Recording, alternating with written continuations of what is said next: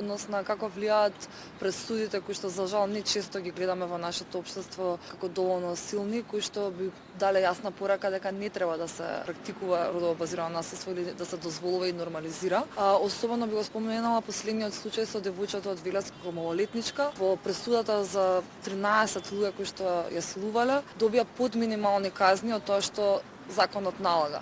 Туку кажува колку не штитат само законите, туку е потребно како се практикуваат истите. Затоа, иако е многу значено тоа што и демнењето и сайбер стокинг и сите тие дополнителни работи поврзани со дигиталното насилство и со она кое што го гледаме на улиците и во домот, гледаме дека се прават одредени промени во законите и тоа се можеби основата, меѓутоа нас не е уште позначена како тие се пријавуваат во полицијата, како полицајците одлучуваат да ги третираат жртвите кога доаѓаат да пријавуваат и потоа по документирањето како ќе обвинителството и сите останати институции ќе направат следните чекори.